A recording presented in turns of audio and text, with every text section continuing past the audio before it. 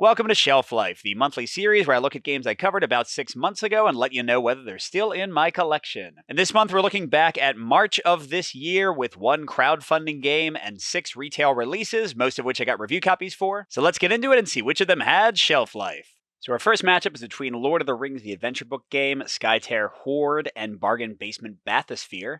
And looking first at Lord of the Rings, this one is a bit of a step up in complexity and strategy over the Princess Bride adventure book game, which I also have played. It's still very straightforward though, still very family friendly, and I enjoy playing this with my kids and my wife, but I do like the Lord of the Rings one over Princess Bride for having more variety in the scenarios, a little bit more tactics, a little bit more choice, especially with the ring cards and kind of figuring out how to deal with them. So this is not going to blow away any hardcore gamers, but I think it's a pretty solid system, and the solo mode works okay as well, although I prefer it multi-handed. So yeah, this one is a keeper for now. Then there's Skytear Horde with its 1 to 2 player tower defense cooperative play with kind of a Magic the Gathering feel. I continue to enjoy this one, and it is still a keeper in my collection, mainly because I'm waiting for the next crowdfunding campaign to deliver, because so far there isn't maybe that much variety in how you can build your decks, and I want to see how the options open up with more content for sure. But even without that, I still enjoy the turn-to-turn choices in this one, the card play, how you can sometimes let the enemies come through, sometimes fight them off. I am excited to see the other things that are coming, but it's still a great game for now. And that means the odd game out is Bargain Basement Bathysphere. This is the one that I called, although it is still pretty fun. This is a roll and write with a really fun theme where you're kind of diving down into the ocean depths and trying to reach certain spots to fulfill mission objectives and earn victory points.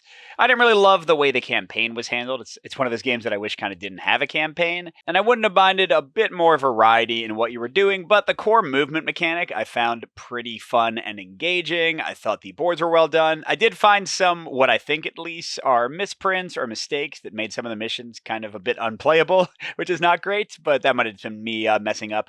But yeah, this one was a call, although it was a good bit of fun. And then in our next set of 3, we have Red Reigns, the solo co-op mode for Ashes Reborn, Astro Knights, and the Anomaly expansion for Warp's Edge. So starting out with Red Reigns, the solo co-op mode for Ashes Reborn. This is another sort of Magic the Gathering-esque, CCG kind of experience with deck construction.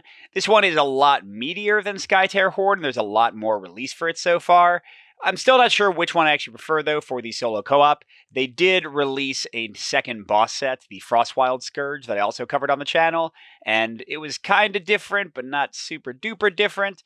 But still, I'm glad they're supporting this one, and it is staying around for now. I'm still kind of undecided on which of the two between Skytear and this one I'm going to keep in the long term, but both have survived over 6 months, so that's pretty good. Then next on the docket is Astro Knights, the re-theme and slightly changed version of Aeon's End, which is a cooperative and solo deck builder. And I enjoy this one quite a bit. I do like it better than Aeon's End. I think the setup is a lot cleaner. I like the theme a little bit better. But that being said, my family wasn't crazy about it, and Peter really enjoyed it, so I did let him keep it at his house. So this is going to be one of those partial calls.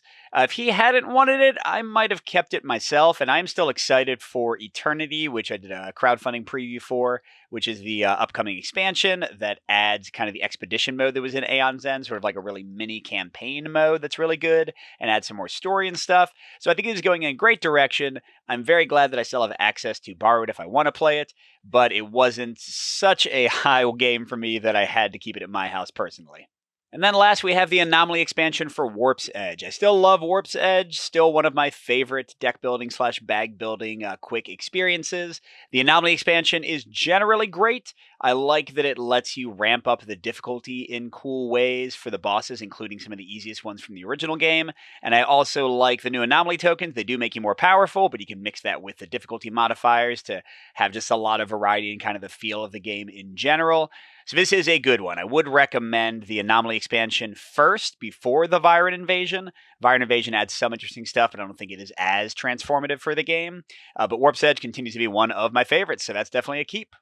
So 4 games kept out of 6. That might be the best month of the year because I can tell you there's some bloodiness coming. All right, and now let's get to the contest results. So, in the first group, the majority chose the correct answer, Bargain Basement Bathysphere, with 47%. Lord of the Rings was picked by 43%, and only 10% of you thought I would get rid of Skytear Horde. Then in group 2, again, the majority chose correctly, with 50% saying Astro Knights, 41% said Ashes Reborn, and then only 9% thought I would get rid of one of my favorites, Warp's Edge. And about 30 of you got both of these right out of the 150 or so people who entered. Nick Skeen, Jack Rudder, and Hana Lukasova didn't want to be entered in the contest, and the people in yellow are our Patreon supporters with double entries. So I'm going to roll a D12 and a D6 to pick our winner. All right, so first we got the second row and the last column, which means our winner this time is John Powell. So, John, congratulations. I'll be in contact to figure out which game you'd like from my collection. And everybody else, thanks for entering. And don't forget, you can check the video description to jump in for November's contest. See you next month for more Shelf Life.